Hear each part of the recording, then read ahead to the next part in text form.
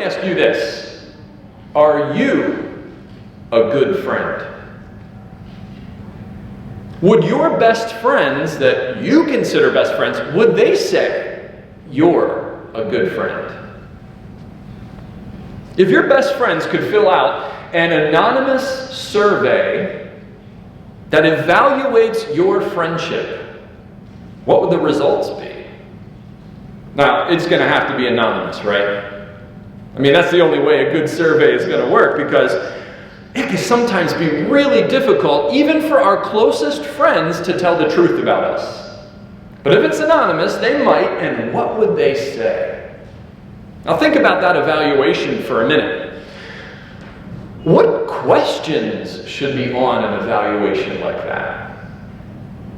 What kind of questions would help us learn the quality of our friendships?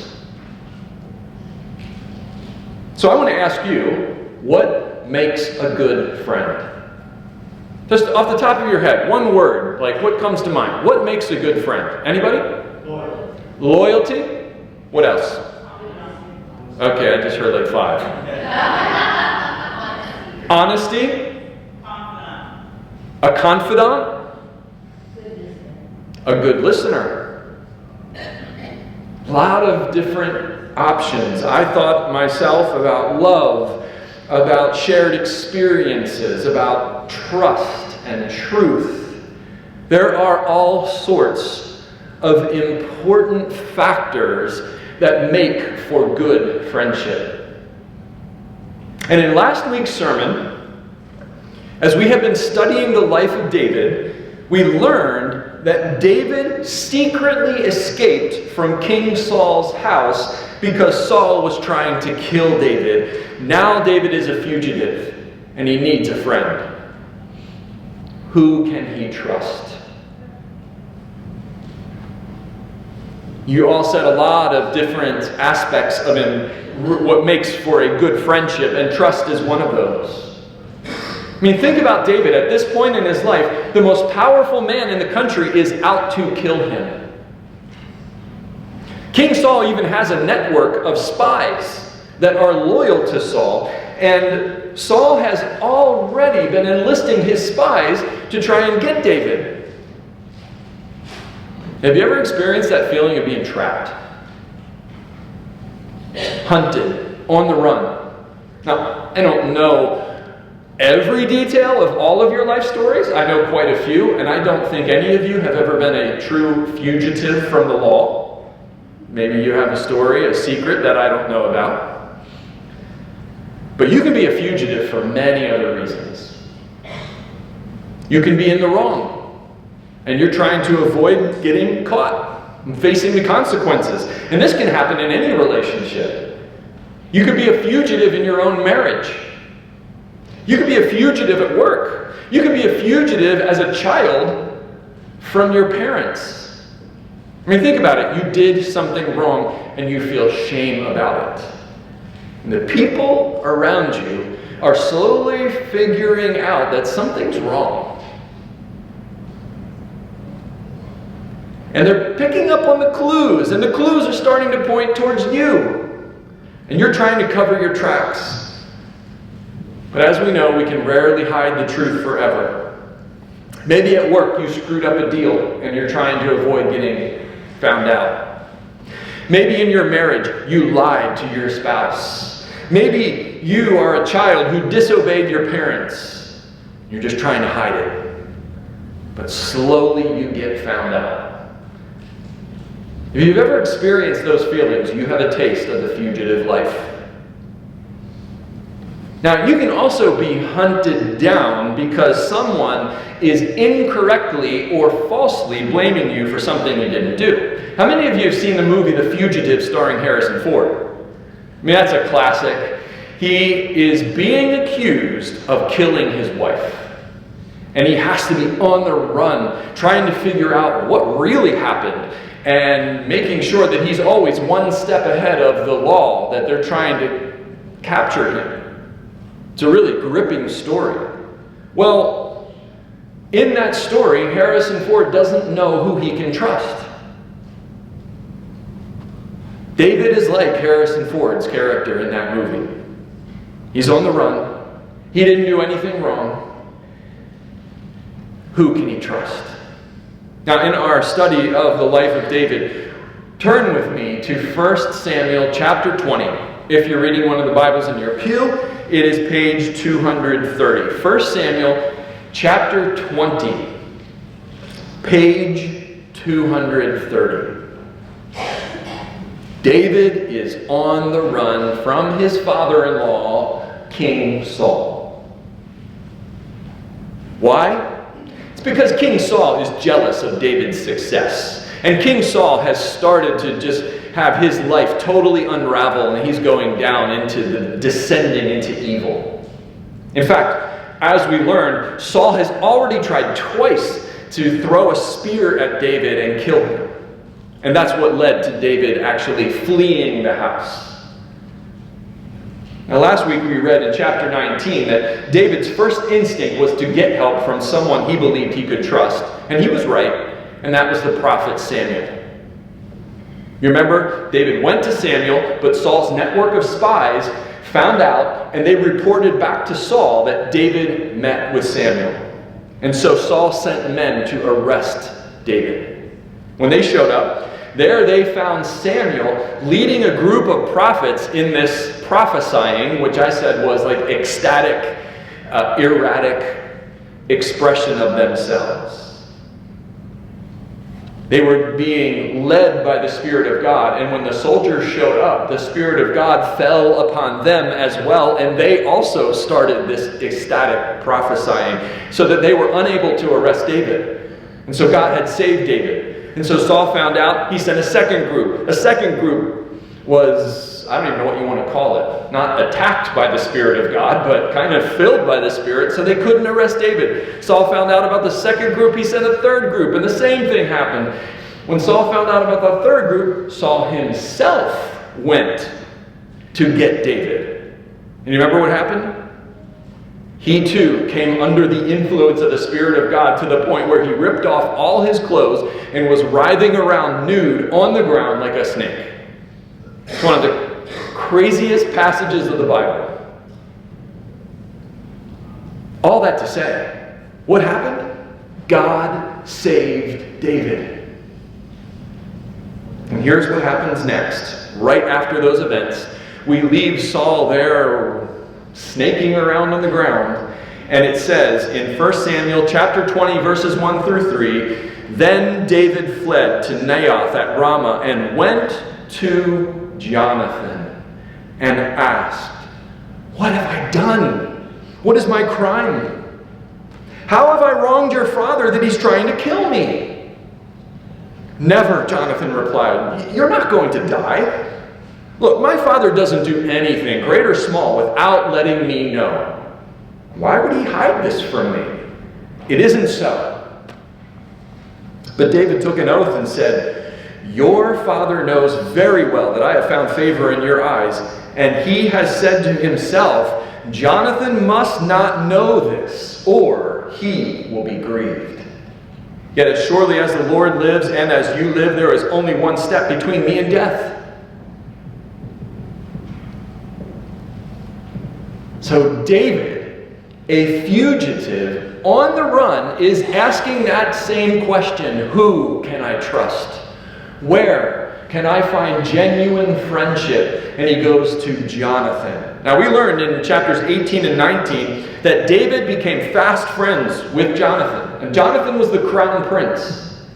In fact, in chapter 18, they entered into a covenant with one another. Jonathan, though he was the more powerful one by far in the relationship, actually gave David the status symbols of his power, of his position of crown prince. He gave David his robe, his belt, his sword, to bring David to a place of equality in that friendship. And we read that the two men became one in spirit. That's just another way to say they became best friends. Well, then in chapter 19, we read that after King Saul unsuccessfully tried to kill David the first time, King Saul then went to Jonathan and asked Jonathan to kill David. Imagine being in Jonathan's shoes at that point. Who do you give your allegiance to? Your father, the king, who has all the power, who could not only try to kill David, but he could kill you too, if you disobey him. Or do you give your allegiance to your new best friend, who's also become your brother-in-law, because David married Jonathan's sister? And yet you know that if you give your allegiance to David, he's the guy your father wants to kill. Jonathan is torn here. Will blood be thicker than water? Well, Jonathan does not choose blood, amazingly. Jonathan chooses his friend, David, and he chooses to warn David to hide. But then, back in chapter 19 still, David goes to his father, King Saul, to attempt to change his mind. Jonathan is really sticking his neck out for David at this point. He's standing up for his best friend. He's standing up for what is true. David didn't do anything wrong at all to Saul. And Jonathan pleads his case to his father, and it seems to work. In chapter 19, verse 6, Saul says this, "As surely as the Lord lives, David will not be put to death." And so Jonathan goes back to David and says that his father has changed his mind.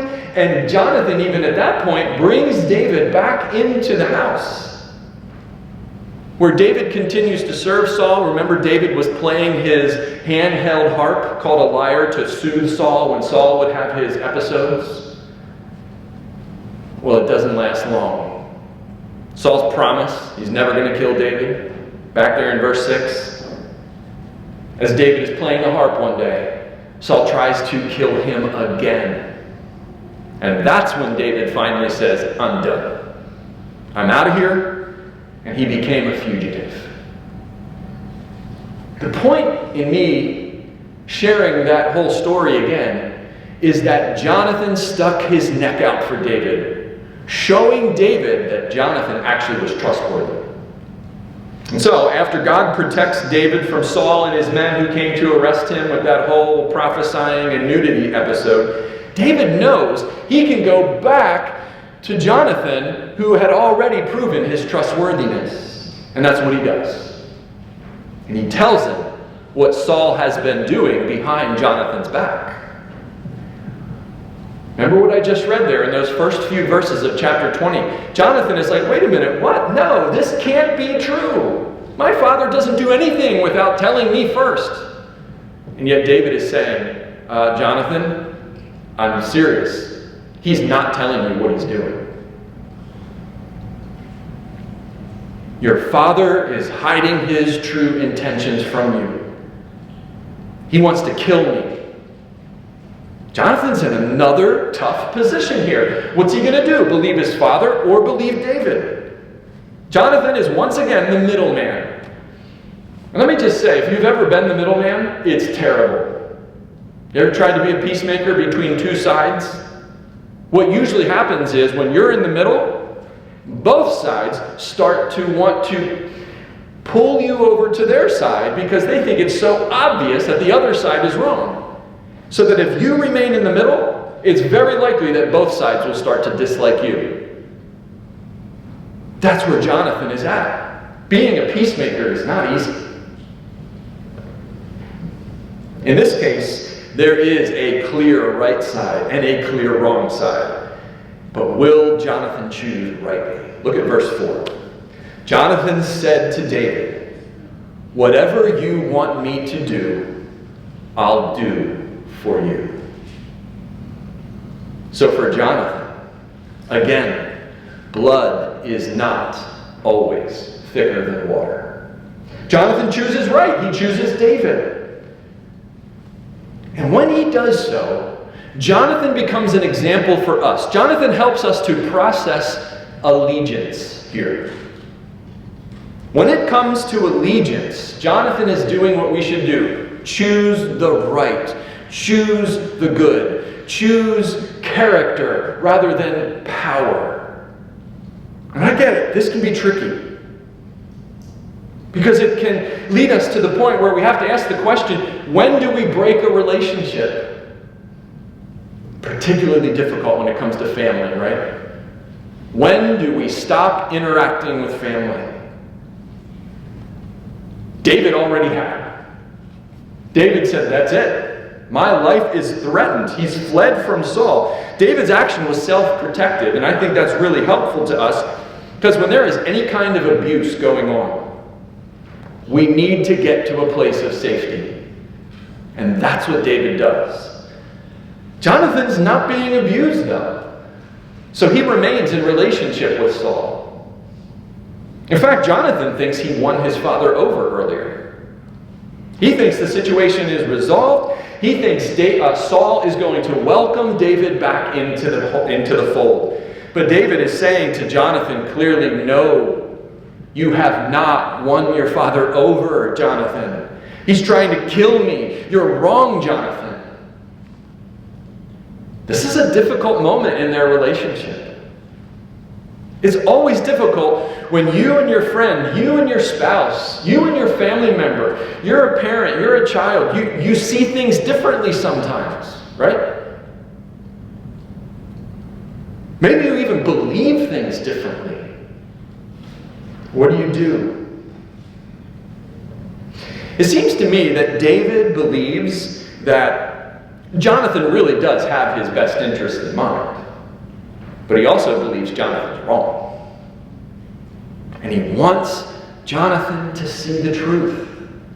And so David has a plan to reveal the truth of the situation with his father. Look what David proposes in verses 5 through 9. So David said, look, tomorrow is the new moon feast. This was one of the feasts from the Old Testament, a very minor feast. We rarely hear about it, where people would come together and celebrate. David says, I am supposed to dine with the king, but let me go and hide in the field until the evening of the day after tomorrow. If your father misses me at all, tell him, David earnestly asked my permission to hurry to Bethlehem, his hometown, because an annual sacrifice is being made there for his whole clan. If he says, very well, then your servant is safe. But if he loses his temper, you can be sure he is determined to harm me. As for you, show kindness to your servant, for you have brought him into a covenant with you before the Lord. If I am guilty, then kill me yourself. Why hand me over to your father? David is basically saying, look, Jonathan, if you really believe that I am as guilty as your father says, you might as well get it over with now. So if I'm truly guilty, just take care of me. But Jonathan said, never. If I had the least inkling that my father was determined to harm you, wouldn't I tell you? So when Jonathan says that, it shows us, and I think it also showed David, that Jonathan and David are viewing Saul's intentions totally differently. David believes, and he's right here, that Saul definitely wants to kill him. Jonathan just doesn't see it that way. And so that's why David proposes a test. It seems like David wants to propose this test simply so Saul will reveal his true intentions to his son Jonathan about David. David wants to convince Jonathan to see a side of Saul that right now Jonathan doesn't want to see. And the test of Saul's reaction to David's absence from that new moon dinner, he believes will prove Saul's heart. But if Jonathan isn't seeing it that way, if all Jonathan can see that his father has repented and really wants David back into the fold, is Jonathan even going to go through with this test? Because to perform the test, you realize what it's going to require of Jonathan. He's going to have to lie to his father. And that's risky. You don't lie to the king. You can get found out, and that will not go well for you. Jonathan could easily respond to David and say, David, you need to trust me. My father isn't trying to kill you. I don't need to lie to my dad. I'm not going to lie to my dad. You need to trust me, David. And actually, Jonathan is kind of saying just that when he says to David in verse 9, David, if my father was trying to kill you, wouldn't I tell you? It's another way of saying, don't you trust me? So how will David respond? How should David respond to that? He could say, fine, I'll trust you. But he is convinced that Jonathan is mistaken here. He is convinced that his life is on the line. Furthermore, David is convinced that the truth is at risk here. Jonathan's heart is at risk.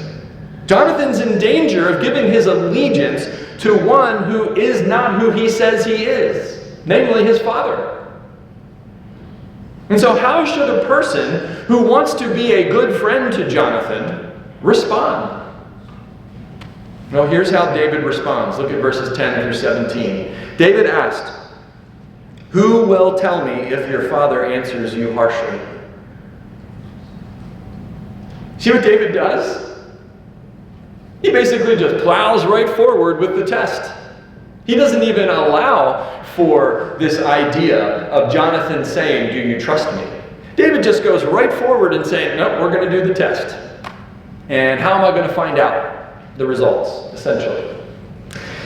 As we continue, come, Jonathan said, let's go out into the field. So they went there together. Then Jonathan said to David, I swear by the Lord, the God of Israel, that I will surely sound out my father by this day tomorrow. If he is favorably disposed to you, will I not send you word and let you know? But if my father intends to harm you, may the Lord deal with Jonathan, be it ever so severely, if I do not let you know and send you away in peace. May the Lord be with you as he has been with my father, but show me unfailing kindness like the Lord's kindness as long as I live, so that I may not be killed, and do not ever cut off your kindness from my family, not even when the Lord has cut off every one of David's enemies from the face of the earth. So Jonathan made a covenant with the house of David, saying, may the Lord call David's enemies to account. And Jonathan had David reaffirm his oath out of love for him, because he loved him as he loved himself. In other words, Jonathan concedes. Even though Jonathan has this idea that he is interpreting his father correctly, and David is not interpreting his father correctly, Jonathan concedes and gives in to David's point of view and basically says, all right, I'll test my father. I'll sound him out, he says. And then he promises to let David know what the response is. What we see then is what could have been a significant crisis in their relationship is averted because Jonathan chooses to concede. And in Jonathan, we see a wonderful principle of friendship, of selflessness. And men actually renew their covenant with each other. It's a covenant that shows that their friendship is more binding than the bloodline. When Jonathan says there in verse 16, take a look at that. He says, may the Lord call David's enemies to account. It is possible that Jonathan's talking about his father there. That Jonathan is saying, okay, David, it's possible that even my father is one of your enemies, and may the Lord deal with him. So whether Jonathan fully believes that his father actually is David's enemy, it's still somewhat in doubt at this point. But Jonathan is willing to at least try to find out. So the test has been proposed, but they still haven't finalized how Jonathan is going to report the results of the test. So we have the test. Jonathan's going to show up at the new moon dinner, and he's going to say that David's not there because he gave David permission to go do a sacrifice with his family in Bethlehem. And then he's going to hear what Saul says in response. But how is Jonathan going to report what Saul says back to David. And that's what we get to in verses 18 to 24. Then Jonathan said to David, "Tomorrow is the new moon feast. You will be missed because your seat will be empty. The day after tomorrow, toward evening, go to the place where you hid when this trouble began, and wait by the stone Ezel. I will shoot 3 arrows to the side of it as though I were shooting at a target. Then I will send a boy and say, 'Go find the arrows.' If I say to him, 'Look, the arrows are on this side of you, bring them here,' then come." He's talking to David now. "Come, because as surely as the Lord lives, you are safe. There is no danger. But if I say to the boy, 'Look, the arrows are beyond you,' then you must go, because the Lord has sent you away. And about the matter you and I discussed, remember, the Lord is witness between you and me forever." So David hid in the field." Now we pause there in the middle of verse 24. The method for delivering the test results has been established. Jonathan will shoot the arrows to one side of the rock or the other as kind of a code. One is good results, one is bad results. And David will stay hidden. This secretive action reminds us of the utter seriousness of what is happening here. David's life hangs in the balance.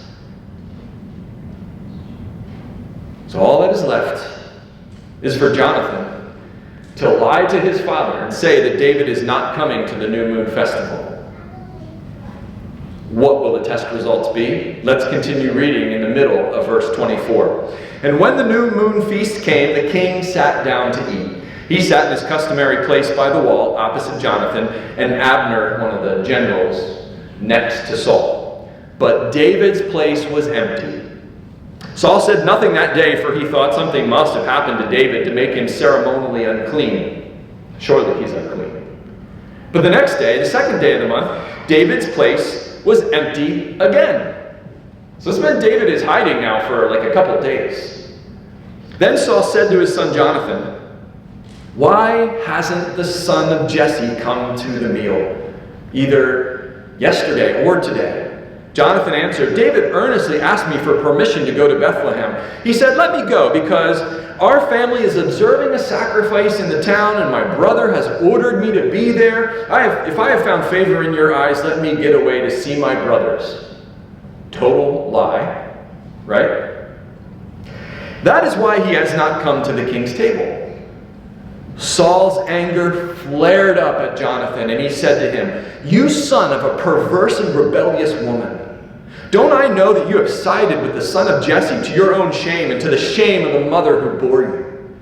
As long as the son of Jesse lives on this earth, neither you nor your kingdom will be established. Now send someone to bring him to me, for he must die." "Why should he be put to death? What has he done?" Jonathan asked his father. But Saul hurled his spear at him, Jonathan, to kill him. Then Jonathan knew that his father intended to kill David. Jonathan got up from the table in fierce anger. On that second day of the feast, he did not eat, because he was grieved at his father's shameful treatment of David. So David's test works. Saul reveals his true colors. His anger even spills out over to his own son Jonathan. The result? Saul truly does want to kill David. Now, it's unlikely that when Saul threw his spear at Jonathan that he really did want to kill his own son. But you know how it gets in the heat of the moment, right? When you're unhinged, when you've lost it, sometimes you do things you just would never otherwise do. Because Saul is feeling betrayed by his own son. And he attempts to spear Jonathan just as he had done so to David. But Jonathan, as he had shown that he was willing to stick out his neck for David back in chapter 19, he does it again. He's not intimidated by his father, which is kind of amazing. He's not intimidated by the harsh words or the harsh actions. Even when Saul has totally lost his mind in jealousy and rage, Jonathan remains faithful and good and true to his friend David. It's amazing. What we see in Jonathan here is that he has great faith in God. He's a godly man. He is so different from his father. Well, now we know that David's test has a result, and the result is that Saul is bent on killing David, and now Jonathan knows it too. And so Jonathan informs David, just like he said he would. Look at verse 35. In the morning, Jonathan went out to the field for his meeting with David. He had a small boy with him, and he said to the boy, "Run and find the arrows I shoot." As the boy ran, he shot an arrow beyond him. When the boy came to the place where the arrow had fallen, Jonathan called out after him, "Isn't the arrow beyond you?" Then he shouted, "Hurry, go quickly, don't stop." The boy picked up the arrow and returned to his master. The boy knew nothing about all this. Only Jonathan and David knew. Then Jonathan gave his weapons to the boy and said, "Go carry them back to town." After the boy had gone, David got up from the south side of the stone and bowed down before Jonathan 3 times with his face to the ground. Then they kissed each other and wept together, but David wept the most. Jonathan said to David, "Go in peace, for we have sworn friendship with each other in the name of the Lord, saying, 'The Lord is witness between you and me, and between your descendants and my descendants forever.'" Then David left, and Jonathan went back to the town. In other words, we get a confirmation of what we already knew. King Saul has gone mad with jealousy and wants to kill David. And second, we get a confirmation that David and Jonathan are best friends. Now, this confirmation of Saul's intention to kill David, this is the moment that now the decision is sealed and David is launched out onto his fugitive journey that will last for a long time. If there was even a sliver of hope that David might have been able to return to the palace, it's done. It's gone. David is a wanted man. Think about how David's life has changed in such a short period of time. Think about how rapidly David went from being a no-name little brother shepherd who played the lyre to being anointed as the next king, victorious against Goliath and in numerous other battles, promoted to a high-ranking military general, serving in the king's house, marrying his daughter, and becoming a household name all across the country. It happened so fast. David was on a moonshot. And just like that, it's gone. By human standards, it looks like David's life is done. Story over. Except that it's not done, is it? Why? For a couple reasons. Number one, and most importantly, the Spirit of God is with David. But David also has some friends he can trust. In chapter 19, he can trust the prophet Samuel. And now in chapter 20, we get another reminder that he also has a friend. And when you have a friend with you, even when you're walking through the valley of the shadow of death, you have that different sense of confidence and ease because you're not alone. Chapter 18, we saw how David and Jonathan began their friendship. In chapter 19, we saw Jonathan stick his neck out for David. Now here in chapter 20, we learn how their friendship matures and survives an extremely difficult challenge. And so in this closing scene, where David now bows down before Jonathan and David weeps the most at their parting, we see how much the friendship means to them. The truth is out. There's no question anymore. David actually is a wanted man, and Jonathan knows it. And so, these two men who were so close part ways, never again to have the freedom to enjoy their relationship like they once did. But before we get ahead of ourselves, let's talk about their friendship. As I said last week, their friendship began with a power imbalance. Jonathan is the crown prince in the up position. David is a peasant in the down position. They're totally different classes. They shouldn't be friends. But Jonathan actively expresses selflessness to David multiple times in multiple ways. Remember I said last week that when this relationship began, it appeared that Jonathan was the one who had everything to lose. He had the power, he had the position, he had the status, he had the money. David had none of it. And so at the same point, it appeared that David had nothing to lose because he brought nothing to the relationship. But thankfully, genuine friendships are not based on wealth or class status or any other kind of status. Relationships, if they are quality relationships, are based on the heart that we bring to the relationship. Relationships, even if there's all these other differences out there, can still be on equal ground because we are humans rooted in the image of God. In Genesis chapter 1, verses 26 and 27, we read an amazing story where God says, "Let us make man in our image and in our likeness." Meaning that all people have equal value before God. So if you're friends with the crown prince, if you're friends with a wealthy person, if you're friends with someone who maybe the world says is a no-name, if you're friends with a felon,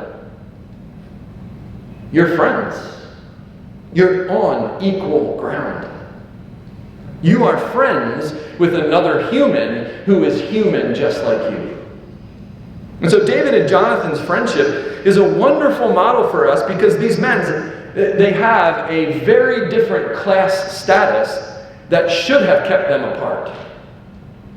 But Jonathan in the upper class, he does not allow that class distinction. He does not even allow that family, that bloodline, to supersede genuine friendship. Instead, Jonathan makes a covenant with David. And that covenant is what defines how their relationship will work. Now, in our culture, we don't typically refer to friendships as covenants, except in marriage. But not friendships, really. But don't be fooled. That lack of the word covenant or the lack of a formal ceremony, like a wedding ceremony between friends. Can you imagine having a friendship ceremony where you're like, "Hi, I'm going to become friends with you for the rest of our lives, and let's pledge our vows to one another." I mean, we'd be a little bit weirded out about that because that's for marriage. And yet that's essentially what David and Jonathan have done. But we don't need to have a ceremony because we know what it means to abide by the principles of a covenant. Theirs was a covenant of loving friendship. Jesus once said to his disciples just hours before he was arrested, kind of a last word to them before he was taken from them in John 13, 34 and 35. "A new command I give you, love one another. As I have loved you, so you must love one another. By this all men will know that you are my disciples if you love one another." We Christians are to be known for friendships in which we love one another. So how do we do it? Well, let's go right to the most famous passage of all. 1 Corinthians 13, you can follow along in page 932. Now, typically this is a wedding passage, the love passage in the Bible. But it was not originally written for weddings. It works for weddings, but it's a passage that's meant for friendship. Love is patient. Love is kind. It does not envy. It does not boast. It is not proud. It does not dishonor others. It is not self-seeking. It is not easily angered. It keeps no record of wrongs. Love does not delight in evil, but rejoices with the truth. It always protects, always trusts, always hopes, always perseveres. Love never fails. This reminds me of the difference between being nice and truly caring. They kind of seem similar, but care goes further. It goes deeper. Care or love looks for what might be going on beneath the surface of someone's life. Care or love speaks the truth in love. And so hear those phrases. Love protects, love hopes, love rejoices in the truth. Love goes deeper in caring for one another. I was talking about something like this, with a person this past week who told me about a trip that they recently took with some of their closest college friends. It was a 2-day bike trip. And this person said that he hadn't seen these college friends in about a year. And they had a really wonderful time together. Planning the whole event was tough because one guy has a super busy job, another guy has a busy family with kids, and so on. And they had this one window in June where it worked for all of them. And then they looked at the weather. Brutally hot. I mean, imagine biking 65 miles on a day when we have this steamy East Coast humidity. Brutal. So they debated. The next time that it would work wouldn't be until September. And even then, there wasn't really any guarantee. So they went for it. And they had a great time. And my friend made this comment. He said, I need to be a better friend. I need to reach out to them more. He said the time was so great together, it reminded me that I need to be a better friend. So I ask you again, as I started the sermon, are you a good friend? Do you reach out and care for your friends in love? Do you look for ways to make sacrificial actions to show your care, just as Jonathan was sacrificial, sticking his neck out for David, even willing to cross bloodlines and lie to his father to find the truth? What kind of friend are you? Jonathan put himself in a super uncomfortable, awkward, and even kind of life in the balance situation in order to love and care for his friend. So I close again with those words of Jesus. By this, everyone will know that you are my disciples, that you love one another.